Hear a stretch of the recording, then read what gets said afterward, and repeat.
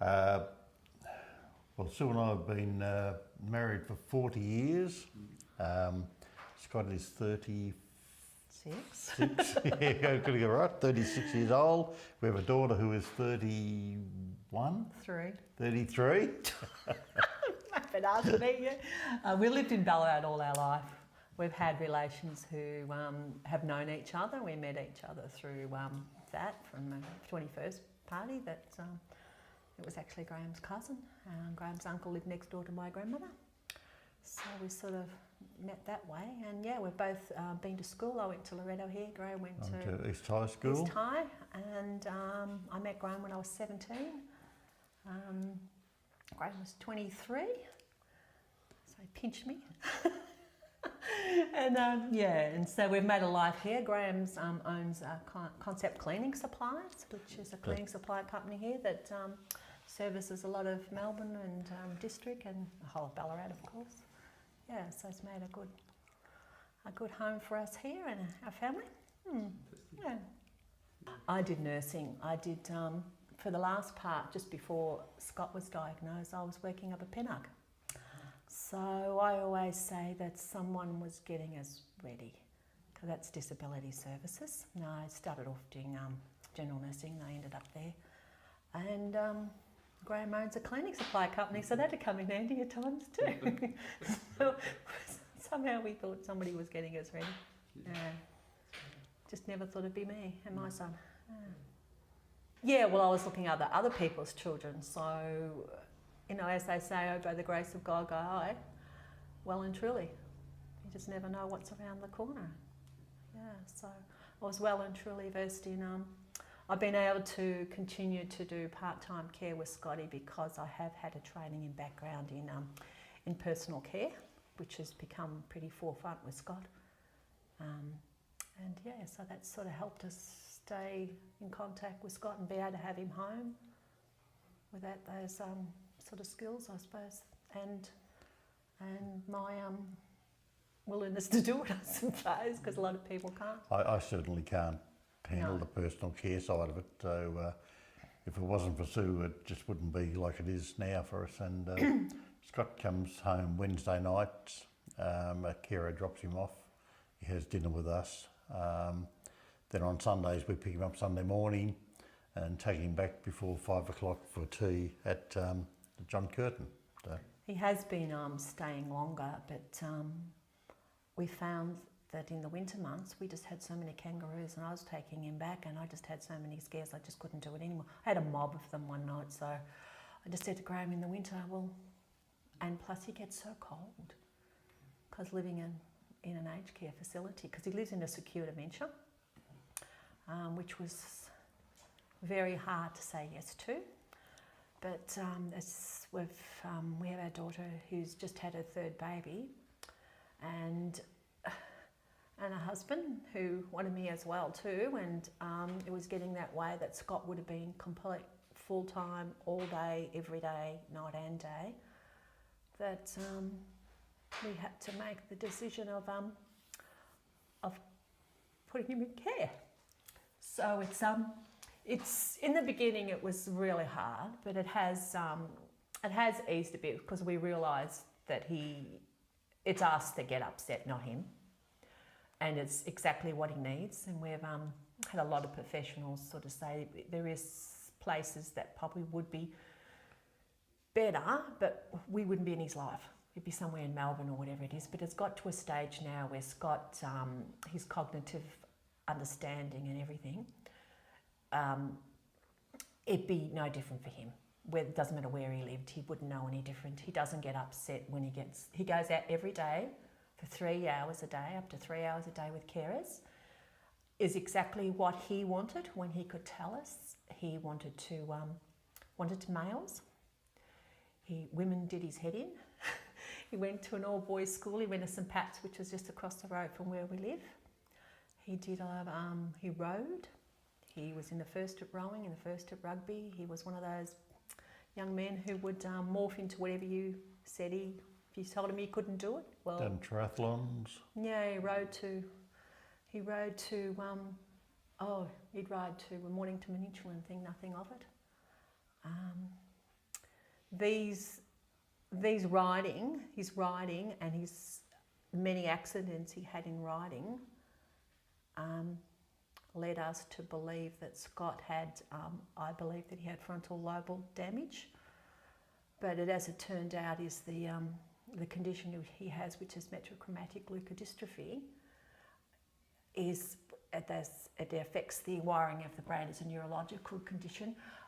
It was affecting his judgment and his cognitive in riding, so it was the other way around.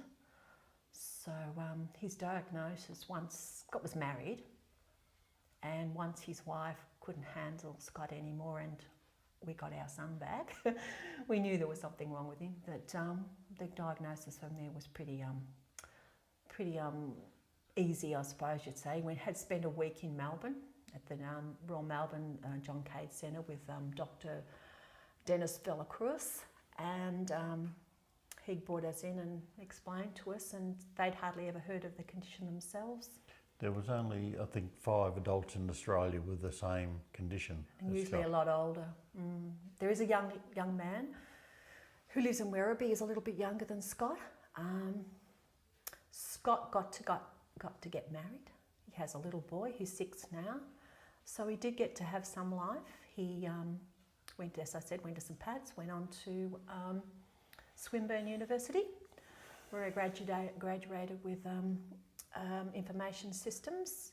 He was straight out of there, he went to the ANZ Bank. He was then headhunted to HSBC, where he worked in Hong Kong and China. He was really good at solving problems. He was then headhunted back by the ANZ, where he headed the help desk. He had 60 people under him, and then just one day he just didn't know what he did anymore, and it was almost like a breakdown. He got really stressed and upset, and he began to cry a lot because he just didn't know what he did. Didn't know what was happening. No. At that stage, Graham, he had a really high-powered, really good job, and Graham had thought he just turned into not a very nice person, because his personality was changing as well, because all the frontal part was first, in your face, opinionated, really hard to, at some stages he got quite violent. He's spending everything to do with frontal. Anybody knows what frontal lobe is, there's more to that too as well, but it gets a bit personal. And he had 13 jobs, tried his hardest to look after his family, and we got to a stage he could get a job, he just couldn't keep a job because he just didn't know what to do. Sold the house in Melbourne, come back here, and Scott lived in a... We bought him he bought himself a house actually. What do you call it? A unit. A unit, that's the word. Yeah, and he lived there with carers as much as we had tried. They tried to give him a life. He had 2 beautiful dogs, 2 Samoyeds, Asher and Steve, absolutely gorgeous. He loved Asher to pieces. Asher was from the Pounds and Steve was from the Kennels. So we used to say we had a pound puppy and a kennel pup, and those little dogs used to have. And Asher used to cry all the time. She was so upset about Scott. He couldn't look after him. We had them here and they just dig themselves out and try to get back to Scott. And we ended up having them, we had them adopted at these lovely people who do Samoa rescues. Well, you only have to look at this kitchen. This kitchen was supposed to be renovated. The house was supposed to be renovated. We got to paint the house last year because we just lost all motivation, or things didn't mean anything anymore. We survived. We sort of virtually fell apart and then picked ourselves back up again. It become a sort of like a driven thing to get the care he needed, the care it was good for him, to keep him as active as he could, and to also to get him to tell us what he wanted, why he can. Like Scott in the beginning would cry a lot, and we'd say to him, Scotty, what do you want us to ask you if you're okay? Or what do you want to do? Or do you want us to solve something? Or what's the problem? And he said, no, just ask him if I'm okay. So now we just say that and he'll stop. It's just a part of the condition. And he he told us earlier on he wanted to go out with men and big blokes, and you know, like in the beginning they would check out all the women, you know, and they'd have blokey times and they do all this sort of stuff, and he enjoyed all that, so we've kept that up. He liked the pitches, he liked tin-pin bowls, it had to be things that he pre knew how to do. So he continued to do all those things, golfing until the carers were scared to put the golf ball down. Okay, so it's metachromatic leukodystrophy. It's a genetic, and it takes two. So it took Graham and I together to Scott to have his condition. It was We're then both carriers, which was unbeknown to us because we don't have any symptoms at all. Scott then had a 4 in 1 chance of having the condition. So two would become a carrier, one would be nothing, and the other would be as Scott is today with the condition. It affects every part of his brain. There's no part of the brain that doesn't. His cognitive, his understanding, his memory, it'll end up affecting his walking. It's already doing it now. He walks with a different sort of gait, a sprayed gait to hold himself up. He can still understand what you say, but you need to speak to him one direction at a time, and he can follow. He's now non-verbal. He will say things, but it's mainly Jesus Christ, Mum and Dad. or with a bit of prompting. A bit of prompting. He'll end songs for you. Things that you'd never, because Scott loves listening to ska music and polkas and things like that. Was really good friends. Used to go to all those sort of things through uni, and kept it all up. He played in a band and he done all sorts of things like that. But he's just lost all of that. He doesn't even remember he went to school across the road. Sometimes I don't think he even remembers he has a son. Us, I don't know how much of us. He knows that we love him, and that's something that I've sort of read up on, that even though he'll call us mum and dad, but he calls nearly everybody mum and dad now. But by the way that we touch him and interact and our feelings for him, he knows that we love him. So that's good to know. Good to know. No, there's not one part of his brain's not affected at all. It's very, the condition's very rare, and generally it's with children. It's not children have it. If anybody had ever heard of Lorenzo's Oil, the movie, that's the child version. It breaks down the brain really fast, and you go into a vegetated state, so it's body and mind. Because Scott is an adult, they're unsure of how long that will take. It'll probably it affects your liver and your kidneys, and he's also his gallbladder, which has been taken out when he was quite young, so that could have been affecting it then. But a lot of other things could impact on what would eventually have Scott pass. Horrible way to say. But yeah, the life expectancy, they reckon about 20 years, between 15 and 20 years. But they don't really know, because there's not enough adults with the condition, and they don't have any money to spend on something that there's 5 people in Australia with. So it's one of those things, I'll never ever get to the bottom of it. They still haven't found the second gene of the tests they've done, because they run out of money. The funding wasn't there to do it. It's Scott's, Graham and I, as I said before, we're carriers, but one of our genes is morphed, and they haven't tested us because they've done numerous tests on Scott. It doesn't need that to know what he's got, but it makes it hard for his son in order to screen his future partner, because Scott's son has to be a carrier, because Scott can only pass on the bad genes, as they say. You have 2 genes, he's only got bad genes. It was really, really surreal. They did everything, because they went through the whole family history, wanted to know, and we've got a lot of, in our family got motor neuron, and we've got a few other sort of conditions and that, and they went through all our history and everything else, and so they did all those things. And while we were sitting there, and they were all giving their reports of different, they asked us if Scott could have a spinal tap, and then he said he was having something else. So we listened to all this, and at this stage Scott wasn't very, he didn't want you to touch him or anything. He was very standoffish, wasn't he? He was sort of sitting, and he was very angry, because that's the frontal part of it. It was very sort of angry back then, and very much in your face. And we're sitting there, and they've come through and they've told us what he's got.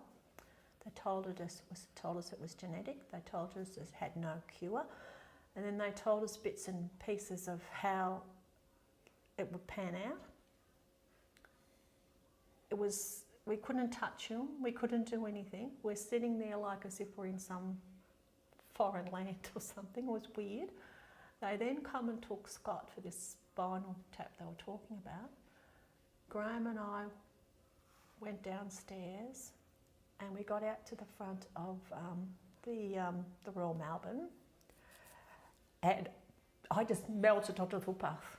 I just melted, didn't I? I just melted. I just sat there and I just sobbed my heart out, because as Scott's wife had just had a son, our daughter was about to have her little daughter Stella, and I thought, what the hell have we done to them all? I thought they'd all end up like Scott, and I had no idea how the genetics part of it worked. I had no idea if our daughter was affected. And there's a 1 in 4 chance.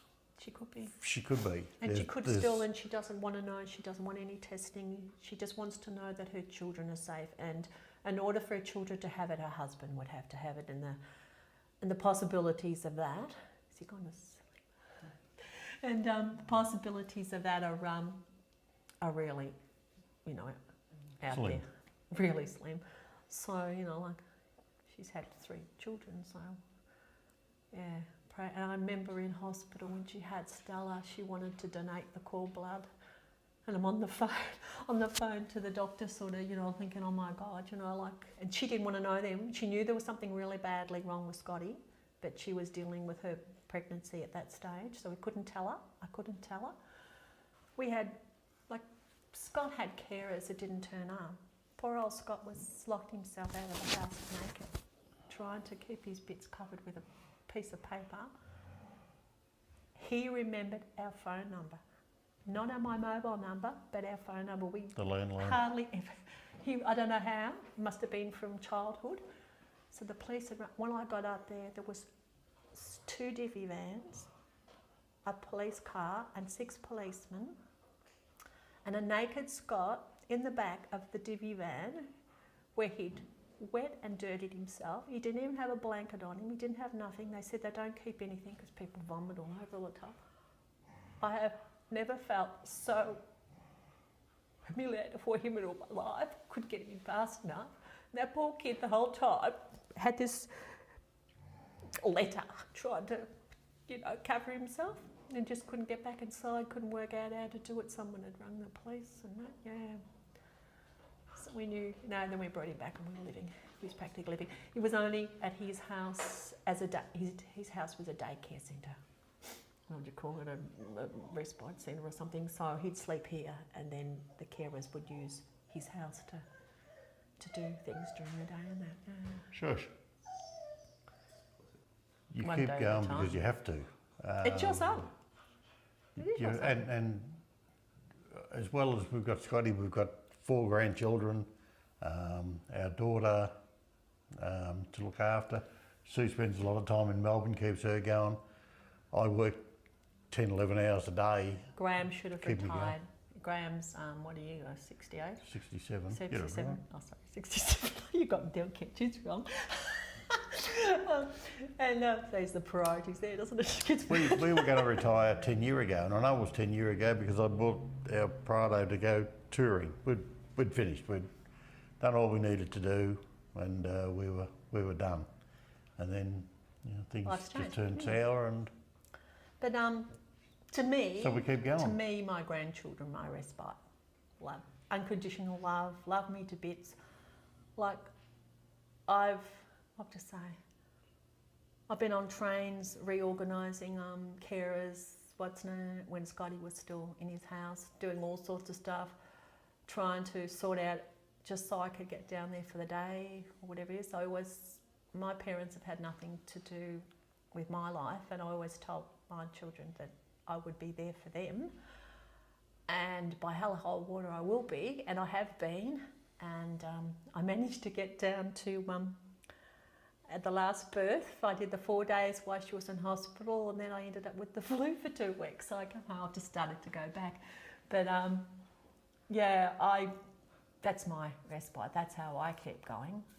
Other priorities, as I said, our house is it's fallen apart, but it's serviceable. It's still here, and things change. Your priorities, your goals, you realise what really matters. And as much as we can be there for Scott, as long as we can be, we'll be there for him. We realise that living at John Curtin is a good thing, but I also find that everybody who's in care needs someone to be there for them, as much as they might try, or things go wrong, things happen, things need to be addressed. So I would feel sorry for anybody who had someone in care that didn't have someone looking after them. I don't care where they are or what they do. It all comes down to individuals and different individuals every day. And some days I've taken Scott back and I've cried all the way home. I used to do it a lot in the beginning, but I've to say resolved and realised that we're the ones that are getting upset, not Scott anymore. So. Oh God, I don't know. It's just just accept them. You make it up as you go along. There's no set things you could tell people, and everyone would handle it differently. Some people might handle it a lot better than us. Some people might have a lot better ideas what they can do than us, but you don't know what you're in for, and you don't know what's coming, so you just do what you do. Yeah, you do what you do because it is your family, it's your loved one, and that's just the way that I feel. He's my son, and if anything, I'm a mother, and that's something I cherish, and so when Scott, I think I went into, because I had a nursing background as well, as I said, in disability as well. I then sourced everything and anything and anyone who could help me, to help Scott. And and I must admit, we have had some absolutely awesome people. To start off, we had Dawn Veal from the ABI, who was my rock for ages. And Dawn went out of her way. It wasn't her field, but she went out of her way to do everything she could, right up to help me look for the home that Scott's in now. She's still there, even though we're with the NDIS now and it's a different situation. That's a project in itself. Everybody can tell you that. But Scott's always had, we've always made sure that he's had outside care, we've had everything else. But for people, I would say, if it happens to you, once you get over the initial shock, there is people out there who can help you, and they are wonderful people. And these people who are out there are not in there for a monetary value. They're there because they can help you, and they are lovely. Let's say hello. Yeah, that's hello. Okay. Who are we? What's our name? Jesus Christ, Mum and Dad. Jesus Christ, Mum and Dad. Dad, that's right, Mum and Dad. Okay. Pleased to meet you. What's that? What's down there? What's your name? What's your name? Yeah. Mum and Dad. Your name's Mum and Dad? Your name's Scott. So. Your name's Scott. What's your name? Scott. Who was that guy up there? Who was that, Nick?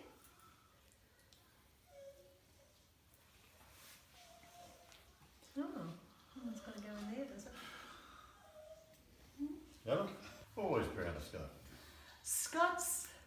Scott's always been, what to say, couldn't tell a lie if you paid him. That was one of his things. I remember when he was a kid, young kids would sort of say to him, "Oh, tell your parents you're going to do it." Why? Why would I do that for? I just tell Mum what I'm doing. He was always very determined. If it wasn't going to happen, because he's very intelligent young man. He did his VCE in year 10 and 11, didn't you? And then he had a really big accident in year 12. But no, Scott was in the first of rowing. He was told he could never get there because he was too fat, too short. Playing the rugby union premiership. First some Pats they played against Granite, didn't they, or something?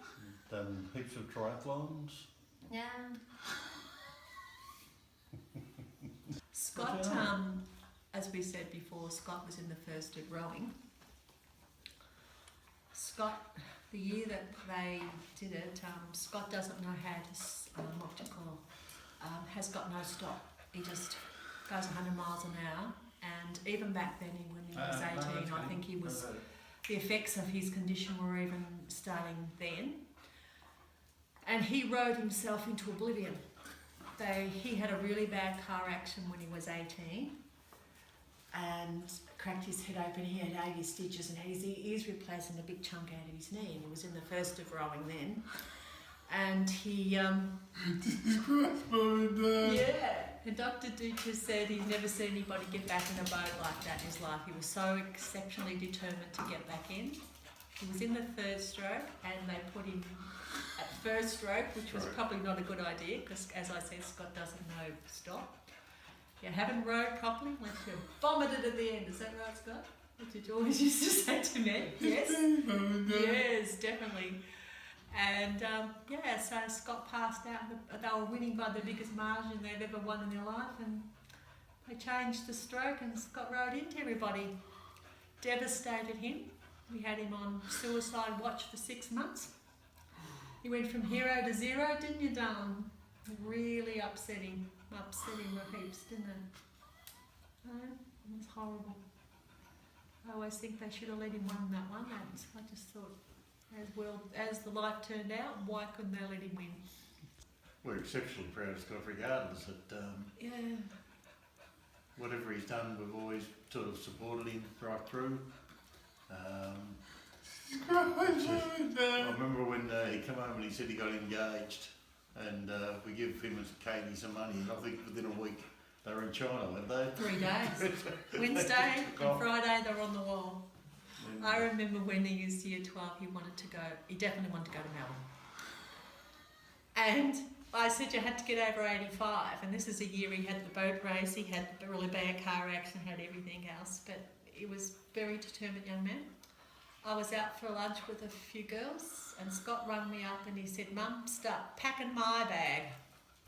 Didn't even tell me what you got, just said, "Start packing your bag, I'm going." That was you, wasn't it? I don't think there's any one particular mum. That's one thing I can obviously say. Both my kids say to me, "Oh, you like the other one better than the other," but if they're both saying it, I think I'm doing it right. And I don't think there's any time that I've been unproud of him. Never went into drugs, never really drunk all that much. He was a pretty responsible kid. Yeah, he's done a few things in his child. Like if Daniel had been here, his best mate, I'm sure he could have done a few things we don't even know about. Hey? You and Daniel Conway. We've had a few over the years, Daniel tell us, we didn't know about. Things we didn't need to know. Back then anyway. But no, he's always been a very loving child, even though he's very, isn't he? Very loving. Scott loves music. Rebecca, our daughter's children, they always ask us about Scotty. I think Scott's size is something that they, like Scotty's really big and Scotty's this and Scotty's that, and Becky sort of keeps Scott alive for them, so they're always asking about it. And even Stella the other day when I was down there was saying to me, "Oh, what will Scotty be doing because you're up here now?" And I said, "Oh, Scott has other people who look after him," and she wanted to know what they did. And she's not quite 6 yet, so they just want to know. They want to know what's going on, and they all love you too, don't they? And they always get excited when you write on their books. He's it's one thing I found with the condition is his writing has got smaller and smaller till it's hardly even here. It's really strange. It's like as if the way you feel. Because usually he used to write quite large. You always you always finish your things with not kisses. You always finish them with hearts, didn't you? Little hearts. Yeah, and your always favourite saying was "love you" or "love you big time." Love you big time, huh? Definitely loves music, don't you? Yes, listen to it all the time. The guys who take him out, his carers during who take him from John Curtin every day. They're all sourced not because of who they work for, but how they interact with Scott, how much they like Scott. They've been with Scott, some of them up to 3 years. One I can say with life, one of the guys who was a carer for Scott, right up to the Monday, the Tuesday he had a stroke, and now he's being cared for too. He's been, yeah. I did my training with this young man. He's an ex-man. He's went from the carer to the care within a day. So life is very short, and he's still on the track back.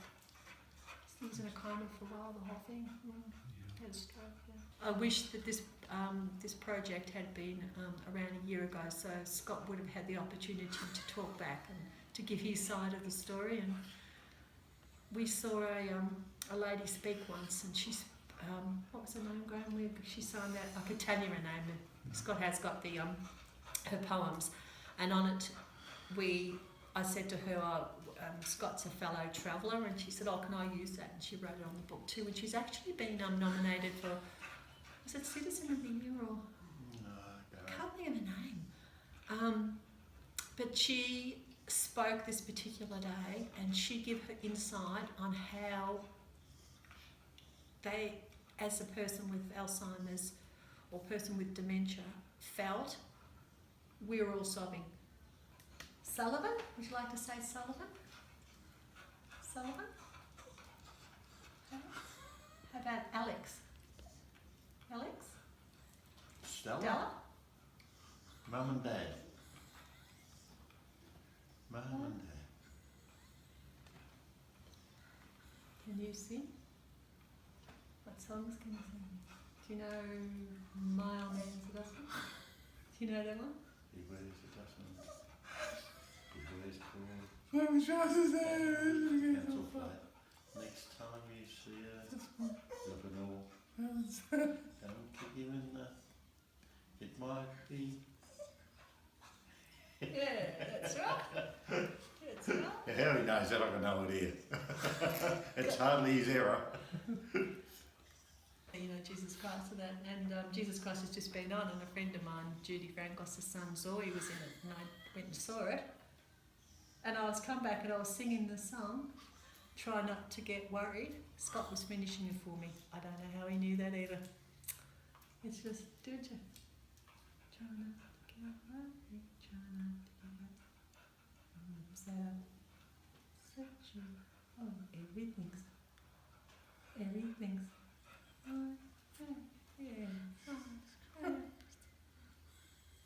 and every now and again he will have a clarity moment, like one of the carers had him one day, and he said, "Come on, Scott, out you get." And he said, "Oh, give me a minute."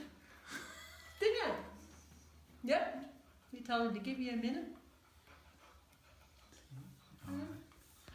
Scott's little, I think we said earlier on that just before Scott was diagnosed, diagnosis come through, he was father for the first time, and he's had a son, a little boy, named Sullivan.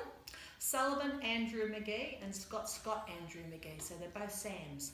So that was sort of something they Sully's 6 now. 6.5, yeah, he'll be 7 in 6.5, February. 6 in February, Yeah. yep. So he lives in Warracknabeal with his mother, Scott's wife.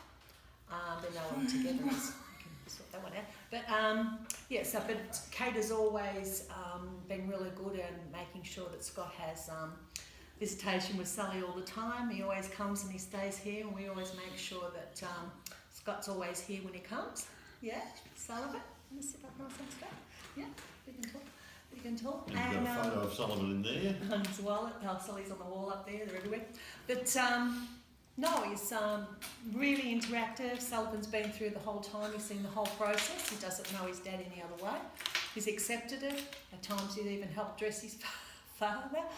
He's always said things like, my father's best at pushing me on the swing because he's the biggest and the strongest, doesn't he? Hey? And just recently he was here and he was going out of his way, making animal noises to get Scott's reaction. He was killing himself laughing, wasn't he? They lay on the couch together and watch videos. Try to do as much interaction if we can in a sit-up time. And we need to keep that going because Sullivan needs contact with his father needs contact with Sullivan. So yeah. Scott loves him as best he can. And Sullivan tries, and little man tries. I remember when he first went out to John Curtin and went out there, I think Sullivan was about coming on 4. And he said, I should have brought my bike. He said, Dad's place is huge, I could ride the bike up and down the passageways, and he's got lots of friends, and they've even got a canteen and he doesn't have to cook. So Sully was rapt, wasn't he? He was rapt, absolutely rapt, that you had a big house with lots of friends. Oh.